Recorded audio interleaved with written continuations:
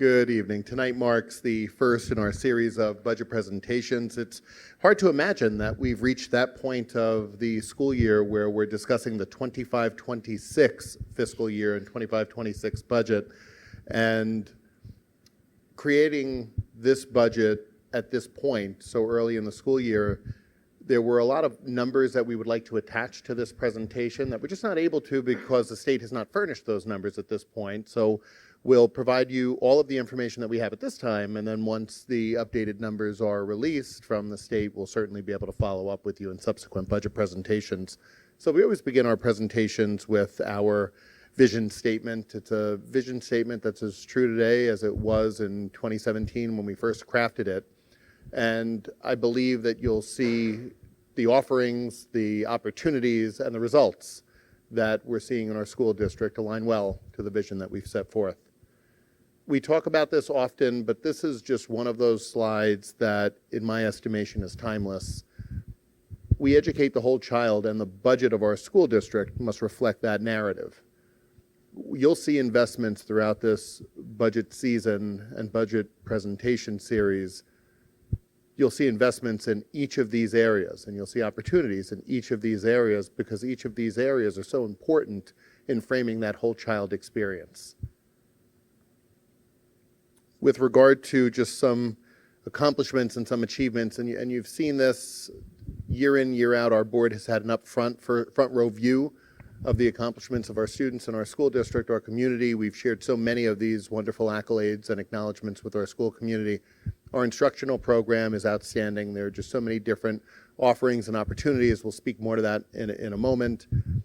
By every metric, including assessment results, graduation outcomes, our students are performing amongst the very best in the country. We will, at our February Board of Education meeting, be presenting you on our data dashboard. You'll recall a year ago, and again, I'm just going to take a quick diversion from the budget presentation to share with you. Last year, we introduced our data dashboard, and it looked very promising. So now a year later, where are we in that, and how are we using that to inform us from a student data standpoint, and how are students performing, and how successful has the instructional program been from that perspective? We'll provide you an update at the February Board of Education meeting. So yes, I say this in bullet 2, that our children are performing well. At the February board meeting, we'll speak more specifically on that. And of course, our eSTEAM approach has been the hallmark of our work here as a school district. We offer approximately 70 co-curricular activities, 60 athletic teams. With the introduction of modified sports this year, we run the entire gamut of modified freshman JV and varsity offerings in different sports. Not in every sport do we have a modified offering, but we have a pretty comprehensive, robust athletic program, in addition to a robust co-curricular program that includes the performing arts. So many wonderful fine and performing arts programs, whether it's music, band, orchestra, chorus, dancing. The opportunities exist here for our students, as do opportunities for internships and community service. Our school district has been acknowledged with every accolade. There really aren't any more awards and recognitions to win. Right now, it's taking our work and taking it to the next level. And how do we build upon that work in subsequent years? And one of the ways that we continue to grow our academic program is through our academic course offerings, giving students more opportunities in emerging fields and areas that may not have existed 5 or 10 years ago, and staying current in our offerings. So since 2018, and I do want to clarify that not all of these courses run every single year. Our courses are based on student enrollment, student interest, student demand, and as student interest grows in a specific area, we'll offer the course, and if there's not enrollment demand in a given year, we'll not run the course in that year. But since 2018, you can see the many courses that we have offered over that time. We started an engineering cycle, which is exciting, and we've done so many other wonderful programmatic enhancements. If you look at the current school year, which is on the right side of the slide, these are all programs that are in their first year, with the exception of anatomy and physiology, which was a semester-long course previously, but it's now a full-year course at our high school. the middle school we've added to the mix, and they have some wonderful, wonderful offerings that are reflective of today's world. Artificial intelligence, teaching children how to responsibly use artificial intelligence, understanding how it works, and being able to be a little more discerning in their review of whether it's a web search or web research. Energy and the environment, green architecture. So as we move into the engineering realm, you'll see some of our courses even further develop. American Sign Language has been an exciting programmatic offering, and we're still exploring if and what courses we'll add in the 25-26 school year. But despite the success we've had, we have not stopped looking to enhance our program and to build new opportunities for our students and trying to stay ahead of where things are going to the best of our ability. In terms of the process, so over the next few months, several board meetings, there will be different presentations that are given. From January to March, the board will hear about different departmental budgets, and as will the community. The final superintendent's budget presentation will be March 24th. That's where we've heard from all the department heads, and I do want to share that we've held meetings with all of the department heads and building principals at this point. And what we're doing is revisiting those meetings, formulating needs, making sure that those needs align to student enrollment, as student enrollment drives just about everything that we do here.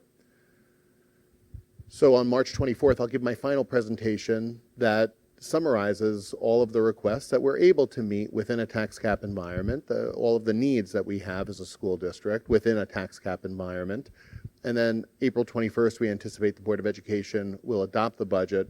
That seems like a long stretch in between, but I do want to share that we have spring break within that time period. So that's a week factored in to that time difference, but it also gives the board the opportunity to take the final budget presentation, ask questions, make recommendations. The community will recall a couple years back, SROs were not in the original budget, but it was through the foresight and the wisdom of our board that we went back and we were able to find the resources to include SROs in our school budgets in all of our schools, and that was just a wonderful, wonderful move. So that's part of the process that happens from when I turn the budget over to the board, and the board formally adopts the budget. May 12th is the budget hearing, and May 20th, it's always the third Tuesday in May, it's the budget vote and trustee election. So as we look at the key elements of the 25-26 budget, I alluded to this earlier. Enrollment drives so much of what we do. It drives staffing. We want to make sure that staffing levels are aligned to our enrollment. Health insurance costs, pension costs, those are factors that really are outside of our school district's control. We'll speak a little bit to those this evening. The tax cap, state aid, reserve funds, and certainly debt service are important components of our budget. With regard to student enrollment, you'll see that there was a decline going back to from 2009, and then we began to stabilize and come back up around 2016, 2017. We stabilized. We're showing modest increases. Next year's enrollment is difficult to predict. Certainly the most difficult part of predicting enrollment in any school district is predicting the incoming kindergarten enrollment. So you look at the graduating senior class and you compare that to the incoming kindergarten class, because the data of students moving in and out of the district has been pretty consistent over the past number of years, although we have seen an uptick in some areas, in some spots of students moving in, but it's often offset in the total enrollment by students moving out. So the other part that we're not sure of is we're not sure yet of the impact of the housing developments in town on student enrollment. So as more residential units come online, we anticipate that students will accompany those residential units. The most recent history of a larger scale project was the 27 units at Crampon Crossing, which is by the BJ's area there, and that produced 43 students, or 1.3 students per unit. So we're looking at perhaps 1.3, 1.5. There were some restrictions at Crampon Crossing that limited the student enrollment that we could see that are not in place on the other properties that are being developed in town. So more to come on that. I wish I had more solidified data that I could provide that would help us in the budget planning process. But the development behind the Roma building in town, that's coming online, and those units are being purchased. So we're still waiting to see what the true student enrollment impact will be as a result of that development and others. So we anticipate that enrollment will be relatively stable, relatively flat, but again, more to come on that. With regard to staffing, we're a people business. Education is a people industry, and a large component, the largest component of our budget comes from staffing. So we'll certainly, and we are certainly looking to align our staffing levels with student enrollment, programmatic needs, and student mental health needs, and clinical needs. So looking at our school nursing, our clinicians within the building, social workers, psychologists, and all the other support services that are offered throughout the day. Obviously, we're looking at incoming kindergarten enrollment. For anyone who's watching this presentation, if you know of a kindergarten student, if you have a child who will be 5 by December 1st of 2025, we ask that you reach out to our registrar, reach out to Patty Sauber's office, and begin the enrollment process. It's certainly helpful to us to have as accurate data as possible as we're developing the budget, then after the budget process. Also, as I'm putting in that plug, I'll set a reminder that requests for out-of-district transportation and transportation to daycare, those requests are due by April 1st to the same office. So if you or someone you know has a child who's turning 5 by December 1st, we would just ask that you reach out to the registrar's office. It would be extremely helpful to us in our planning. And to date, we have 10 faculty members who will be retiring at the end of the school year, many of whom are reflected on the agenda this evening. With regard to health insurance premiums, again, that's a number that only continues to rise, but I'm really pleased by the Putnam Northern Westchester BOCES Health Insurance Consortium in capping that increase at 3.9% next year. What I'll tell you is we're seeing premium increases of higher than that amount throughout the state. Swiss chip, which is widely used in southern Westchester, is multiples higher than that 3.9% increase. So just a commendation to the Putnam Northern Westchester BOCES Health Insurance Consortium for hearing our concerns with regard to the premium increases and really moderating that level. Pension costs are declining for the coming school year. Currently, we're at 10.11%. And that will go down to a number between 9.5% and 10%. We're not exactly sure where that number will be. Regardless, it will be lower than the current level. The tax cap is still something that we're not sure of. We anticipate the inflation factor is going to be, I think we can all agree, it's going to be at least 3%. However, the growth factor used to calculate the levy can't be more than 2%. So we expect it'll be at that 2% because the inflation factor is, despite the inflation factor being where we anticipate it'll be. More to come on the tax cap calculation. We anticipated that at some point in January. We were hoping it would be for this meeting, but it'll likely be for the next meeting. With regard to state aid, the governor's proposed budget is generally due around this time of the year, mid-January. We anticipate some change to the foundation aid formula. We've heard, and many of us have heard about the Rockefeller Institute's report and some of the recommendations that they've made with regard to foundation aid. I'm not sure if there'll be a phased approach and what the net impact would be in this school year. It seems like a short amount of time from when the report was released to actual implementation of the recommendations in the report, but we look forward to see if there's any impact on foundation aid. Overall state aid is still unknown at this point. We'll get a little more out of that as the calendar year progresses. The final aid numbers should be part of that legislative budget, which is really due on April 1st. We're hoping they're on time. If they're on time, we'll have that information by April 1st, and my hope is that we see just a modest or a favorable increase to our school district, not a decline in state aid numbers. Our cash reserves are healthy. Our credit rating is healthy. We maintain a AA+ S&P credit rating. We will be using reserves to comply with the tax cap, to reduce the tax burden and to maintain programs. And just on the bottom bullet, I won't read them, but those are the reserves that we currently have in place, including a new insurance reserve. Here's a little more detailed analysis of the reserve funding levels that are in place. Again, the right column is projected. We haven't reached the end of this fiscal year, but we're forecasting where we anticipate we'll be. With regard to long-term debt and debt service, existing debt continues to expire. We'll begin borrowing. Now, it's separate and distinct from the budget. However, there is a debt service line in the budget, but the bond borrowing is separate and distinct from the budget. But I did want to point out, just as we had promised our community, there is no impact on the tax rate for Proposition 1. And that continues to be true 10 months after passing the bond, or 11 months now after passing the bond. So we just wanted to reiterate that point to members of our community. With regard to next steps, again, the steps don't change. We're going to continue to await some of the numbers to solidify, state aid, tax cap calculations, and otherwise. We'll look at staffing levels, programmatic needs, and take both of the first two bullets and combine them to try to create a balance that provides strong academic and support programs to our students, continue to have great services available to our students, while being sensitive to taxpayers. So the work doesn't change. We'll continue this.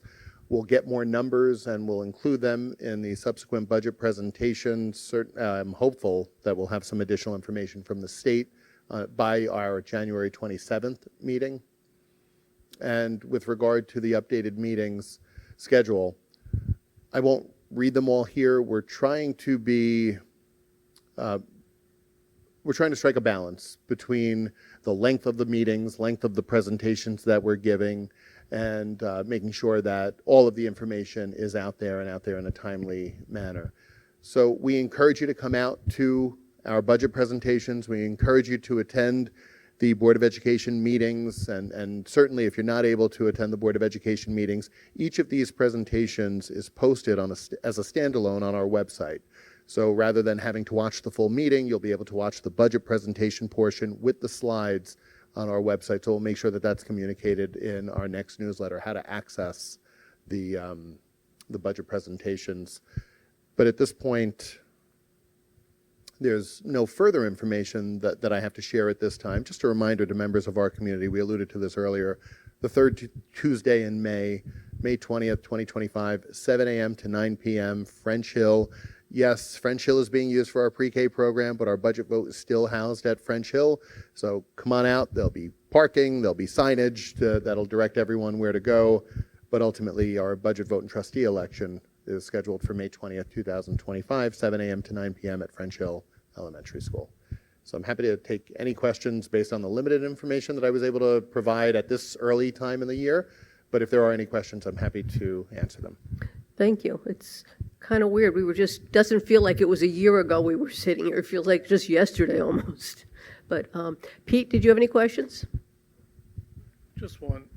Dr. In the microphone. Dr. Hatter, with the buzz around in the press has been the governor's lunch program and free lunch, and how do you think that'll affect her budget and I mean, could that affect us in a way that? It could. The bulk of our aid from the state comes from foundation aid. I don't think that the free lunch, and so just for members of our community, what Mr. Bisaccia is referring to is the free lunch for all students. You'll recall that there was recent legislation that expanded the school districts that received free lunch for all students, and it was an economic indicator that was used to grant free lunch to all students, and Yorktown as a community did not qualify for the metrics that they set, so therefore our students did not qualify for free lunch for all students. However, irrespective of income level or affluence or poverty within a school community, the governor has proposed free lunch for all students, in fact, free breakfast for schools that offer a breakfast program, but free lunch for all students for the 25-26 school year, and the question really becomes, where is that going to come from? I don't anticipate it coming from foundation aid or other major sources of funding to school districts, but you are right in that the money does have to come from somewhere, so we'll certainly be looking at that when the governor presents her budget to the legislators later this winter. But great question. I just don't have the answer at this point. Catalina? I just have one question about the new courses. Are they administration-led? Do the students, do they ask for new classes? Like, how are the new courses chosen? So there was a survey. So before we offered American Sign Language as an example, we surveyed under Ms. Ammerling's leadership, we surveyed our students to find out what world language or what language would they like to see offered in their school. So that the idea of ASL came directly from our students. With regard to some of the other courses, some have been student-led. Aeronautics certainly was student-led. But others have been just us kind of looking on the horizon saying, okay, data sciences, app development back in 2018 was something that we really needed to look at. And what we are doing actually is surveying students to see what other courses they would like us to introduce moving forward. So there is a huge element of student voice throughout the process. And ultimately, student voice is heard with enrollment numbers, which is why not every course is offered every year based on enrollment. If students don't sign up for a course, we're not going to run it. So there are various points in the process where student voice is integrated, but that's been a big focus of ours, especially this year, in hearing where students would like to see their courses offered. So that I appreciate you asking that question. That's been important for us. Lisa? No questions yet. Thanks. Rashmi? So I have a question about the enrollment numbers. I know you said we're expecting somewhat flat numbers, but as we go along further in the budget process, I'd be curious to know if the needs of the similar number incoming kindergartners are changing than, let's say, 12 years ago, 13 years ago, the outgoing seniors. And whether that affects, that component alone affects our staffing needs or curriculum needs, things maybe transportation, that sort of stuff. So on the surface, it looks like numbers are flat, but the resources may not be. That is such an insightful and accurate point, and I wish I would have mentioned that a little earlier, but you're spot on in that assessment. We are seeing greater needs. We're seeing higher classification rates through our PPS office, and Caroline Almeida's here in the audience. She can attest to that. We're seeing more complex needs. We're seeing needs for out-of-district placements. We're seeing specialized transportation. We're seeing increases in psychology, social worker support. So despite enrollments looking like they're flat on the surface and on paper, the needs of the students are resulting in commensurate staffing to accommodate the needs. So I appreciate you mentioning that point. That's a really powerful one. Carol? We've been talking a lot about regionalization, and it's been a hot topic for school districts. Could that, or how could that have an impact on our budget either way? We could go. That's a great question, and one that I don't know the answer to be just completely honest with our community, which is why, and Ms. Carbone and Ms. Bose and I attended a regionalization town hall with the commissioner, and I don't think we left that. It was a great meeting and very helpful, but I don't think we left there with any answers or anything. I don't think we learned anything new about regionalization. So I'm not quite sure how regionalization will impact school districts from a dollars and cents standpoint budgetarily that isn't already happening. We have shared services with BOCES, and we'll continue, and that's a great point to also put an exclamation point on. We'll continue to work with BOCES to find efficiencies. We buy copy paper, toilet paper, all the way to contracting for professional services with consultants for our literacy program, and everything in between with BOCES to get the most aggressive pricing. And so I'm not sure if or how regionalization will change or impact, and I think that was a driving reason behind us not signing up for this regionalization idea, is that there are too many unanswered questions at this point with regard to impact, both intended and unintended. And what I was reassured to hear is that the commissioner say that if we wanted to get in after the fact, we'd be allowed to get into regionalization. So I think we're taking the prudent course here, seeing it develop, but if there is a benefit to our district, we'd certainly want to get in. As of right now, no one has articulated that benefit clearly or differently from what we're getting from BOCES, but I appreciate you bringing that question up because it's been a hot topic in the news. Thank you. Thank you. You okay, Mike? All right. Can you remind people also that we don't know whether we're going to have pre-K next year. We do not know whether the program will be available until the governor's budget comes out. Is that correct? That is correct. Please don't be concerned at this point, members of our community. If you have a child who's turning 4 by December 1st, 2025, we're hopeful, we're optimistic that the pre-K will still be included in our state aid allocation.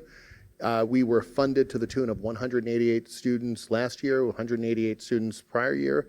We had 120 students, ironically, in both years. So we fell short of the projected enrollments for our pre-K program. So I'm optimistic that, number one, we'll continue to be funded, and number two, we'll be able to continue to meet the enrollment needs within our community so that anybody who wants the service can get it. But you are correct that we will not know if we can offer the universal pre-K model until we see the state aid runs.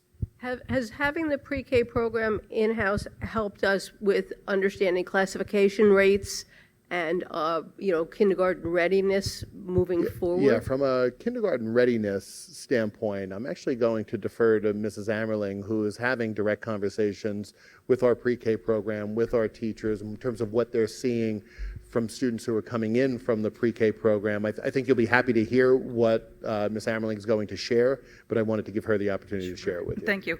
The data that we were really pleased to be able to have the program and to be able to see the students after one full year, what the readiness was. The teams that have been doing the kindergarten screening, pretty consistent teams year to year, when they saw our students from the UPK program, anecdotally, they knew hands down that they were so much better prepared than some of our students coming in from outside of our UPK program in terms of just clear directions, understanding, ability to attend. They saw that the data in terms of their learning skills were just far above what we were seeing from some of the non-UPK programs. So it's been nice even for our staff to be able to go over and visit throughout the school year, to be able to touch base with the teachers, to be able to touch base with the directors over there, to just really keep informed of the curriculum, to help with some PD. The students are really far, I don't want to say superior, but certainly well prepared for kindergarten demands. So it's so nice that we have that in-house, and we're looking forward again. We're just starting our kindergarten screening process now, setting that up with our UPK and for our parents. So it's just been a great program.